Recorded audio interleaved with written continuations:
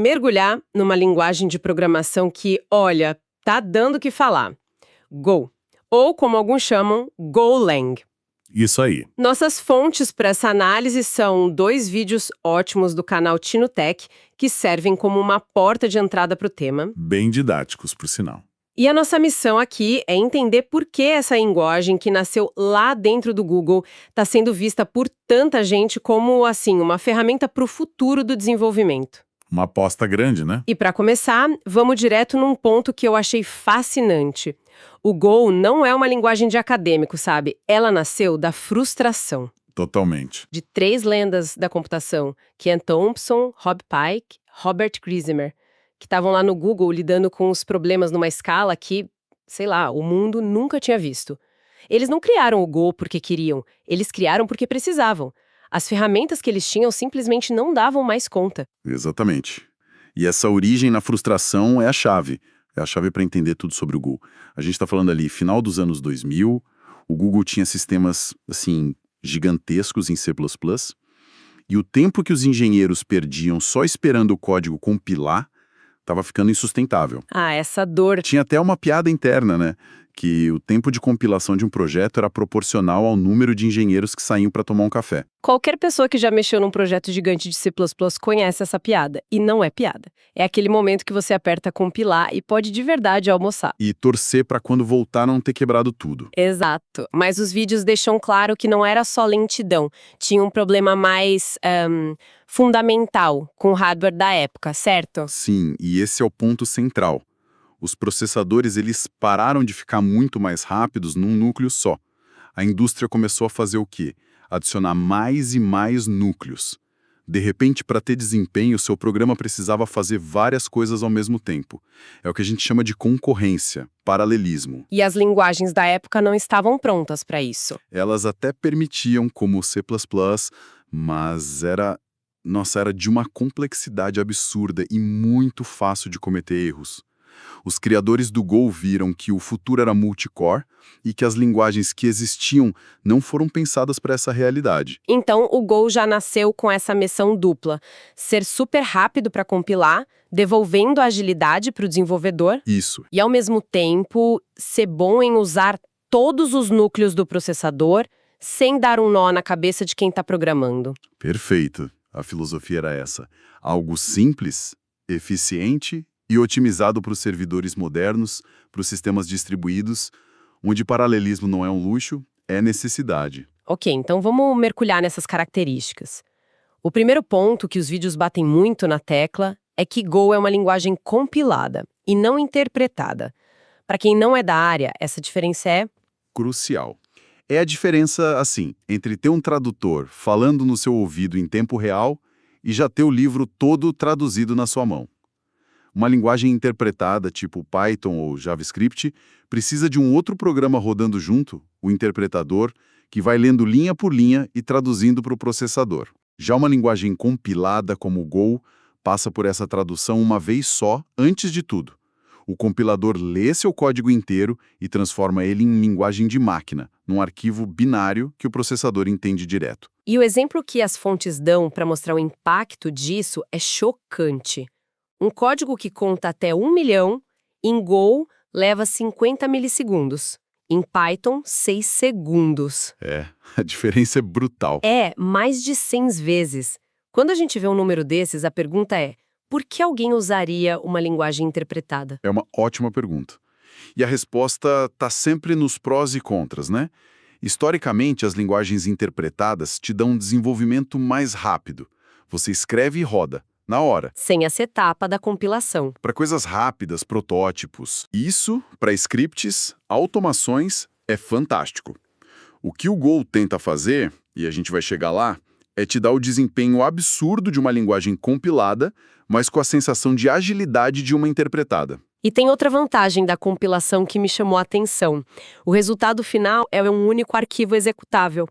Parece bobo, mas quem já fez implantação de software sabe que isso é quase mágico. É um alívio imenso.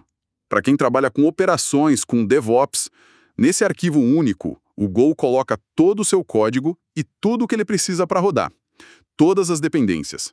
Você pode pegar esse arquivo, copiar para qualquer servidor com o mesmo sistema operacional e pronto. Ele simplesmente funciona. Adeus aquele pesadelo de na minha máquina funciona. Acabou. Acabou o inferno de garantir que o servidor de produção tenha a versão exata de cada biblioteca. É por isso que ferramentas como Docker, que revolucionaram a infraestrutura, são escritas em Go. Essa simplicidade na distribuição é um superpoder. Perfeito. O segundo pilar do Go que os materiais destacam muito é a tipagem. A descrição é fortemente e estaticamente tipado. Parece jargão, mas as consequências práticas são enormes. Vamos quebrar em dois. Estaticamente tipado quer dizer que o tipo de cada variável, se ela é um número, um texto, essas coisas, é definido no código e checado pelo compilador, antes do programa sequer rodar. Certo. Se você cria uma variável idade para ser um número inteiro, ela vai ser para sempre um número inteiro. Você não pode, no meio do programa, tentar colocar o texto 25 nela. E o fortemente tipado? Fortemente tipado complementa isso. Quer dizer que a linguagem não faz mágicas por baixo dos panos, sabe? Não faz conversões que você não pediu. Você não pode tentar somar a variável idade com a variável nome. Em linguagens como JavaScript, isso até aconteceria, mas com um resultado estranho. No Go, o compilador simplesmente fala não, isso não faz sentido, e nem compila. O vídeo dá um exemplo ótimo de tentar colocar o texto Carvalho numa variável de número. Ele já dá o erro ali na hora. Na hora. Então, juntando as peças, o Go te força a ser muito explícita e correta desde o início. A filosofia parece ser: é melhor achar o erro agora na minha máquina do que às 3 da manhã com o sistema em produção. Exatamente isso. Ele troca um pouco da flexibilidade de linguagens dinâmicas por uma segurança e uma previsibilidade muito maior. A quantidade de erros que simplesmente deixa de existir é gigantesca. Mas essa rigidez toda não pode ser uma desvantagem? Um programador experiente que vem de linguagens mais flexíveis não pode sentir que está, sei lá, programando com as mãos um pouco amarradas? Que a linguagem opina demais? Sem dúvida. Essa é uma crítica comum. O Go tem um jeito idiomático de fazer as coisas. E ele não te dá a mesma flexibilidade de sintaxe de um C++ ou a maleabilidade de um Python. Só que a aposta dos criadores é que essa simplicidade e essa rigidez trazem benefícios que, em projetos grandes e de longo prazo, superam as desvantagens. Como assim? O código fica mais fácil de ler, mais fácil de manter e mais fácil para um novo desenvolvedor entrar no time e entender o que está acontecendo. Porque tem menos jeitos de fazer a mesma coisa. É uma escolha, sabe? Em favor da clareza e da robustez em escala. Certo. O que nos leva a uma aparente contradição. A gente já falou que linguagens compiladas são rápidas na execução, mas a compilação costuma ser o problema. O gargalo. Isso. No entanto, um dos maiores argumentos de venda do Go é a sua velocidade de compilação notavelmente rápida.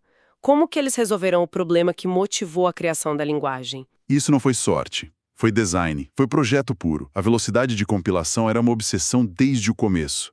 E as fontes listam alguns motivos técnicos para isso. O primeiro é o jeito como o Go gerencia as dependências. Ele exige que as importações sejam explícitas e ele não permite dependências circulares. Ou seja, um pacote A não pode depender de B se o B já depende de A. E por que isso é tão importante? Parece um detalhe tão técnico. É um detalhe que muda tudo.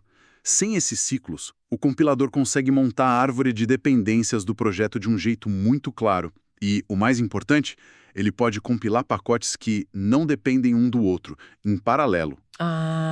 Ele ataca o problema de vários lados ao mesmo tempo, usando todos os núcleos da sua CPU. Isso acelera o processo de uma forma absurda. Entendi. A própria estrutura da linguagem foi feita para facilitar a vida do compilador. Que mais? A sintaxe do Go é de propósito, pequena e simples. Menos regras, menos jeitos complexos de escrever, o que torna a análise do código muito mais rápida para o compilador. E tem uma regra bem estrita. Se você importa um pacote e não usa, o programa não compila. Sério? Isso parece meio chato. No começo parece, mas te força a manter o código limpo, enxuto, o que, de novo, acelera a compilação. E os materiais falam também de um cache inteligente. Sim, o compilador é esperto. Ele guarda o resultado da compilação de pacotes que não foram alterados. Então, quando você compila de novo depois de mudar só um arquivo, ele não refaz tudo do zero. Ele pega os resultados que já estão em cache e só recompila o que realmente mudou. Em projetos grandes, isso faz uma diferença brutal. Então, o resultado é essa combinação poderosa. Você tem a sensação de agilidade, de feedback quase instantâneo de uma linguagem interpretada. Exato. Mas com todo o poder e a segurança de uma linguagem compilada. É o melhor dos dois mundos nesse quesito. Isso tudo é fascinante do ponto de vista do design da linguagem, mas para quem está nos ouvindo e pensando, ok, me convenceu, quero tentar, como essa simplicidade toda se traduz na prática? Como é começar um projeto do zero em Go? O segundo vídeo que a gente analisou foca exatamente nisso, e o processo é refrescantemente direto. O primeiro passo, claro, é ir no site oficial go.dev, baixar e instalar. Depois, é só abrir um terminal e checar se está tudo certo com o comando go version. Até aí, bem padrão. E depois? Você cria uma pasta para o seu projeto e dentro dela roda um único comando. Go, mod, init, nome do projeto. E é isso. Esse comando cria um arquivo chamado go.mod. E esse go.mod, para quem vem de outros ecossistemas, como o Node.js, com o Package.json ou Python, ele tem o mesmo papel. É o cérebro que gerencia as peças do projeto. Exatamente essa analogia. O go.mod define o seu projeto como um módulo e passa a cuidar de todas as dependências externas que você for usar.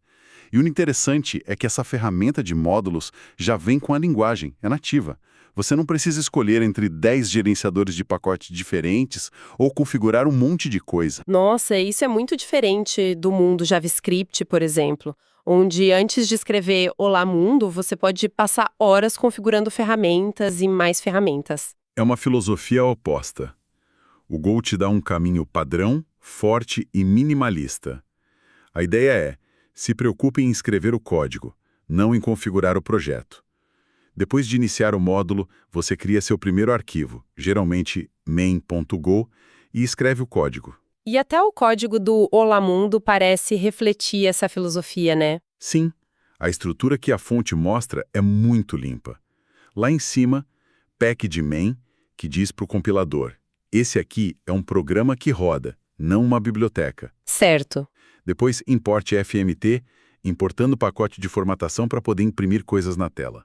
E aí a função principal, funcMain, que é onde tudo começa. Dentro dela uma linha, fmt.println, Olá Mundo. E para rodar? Um comando, go run main.go. O Go compila e executa num passo só. O vídeo até mostra como é fácil usar outras coisas nativas, como fazer um loop ou usar o pacote time para pausar o programa.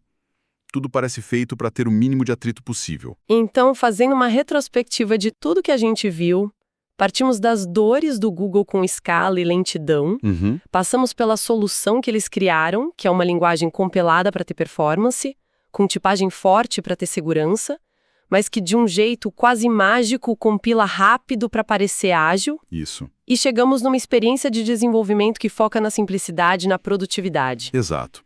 As fontes posicionam o Go não como uma linguagem para fazer de tudo, mas como uma ferramenta de altíssima precisão para problemas bem específicos. Sistemas de larga escala, microserviços, ferramentas de linha de comando, infraestrutura de nuvem. Basicamente, o back-end da internet moderna. Aquela expressão que usaram, a simplicidade do Python com a eficiência do C. É uma simplificação, claro, mas captura bem a essência da coisa. E isso nos traz de volta ao ponto inicial sobre o hardware e o futuro. Sim. E aqui fica uma reflexão final que os materiais me provocaram. O Go não teve o paralelismo e a concorrência adicionados depois. Isso está no DNA da linguagem. Ela foi pensada desde o dia zero para um mundo de processadores com dezenas, centenas de núcleos. E a tendência é essa? A tendência do hardware é clara. A gente vai ter cada vez mais núcleos e não núcleos individualmente mais rápidos.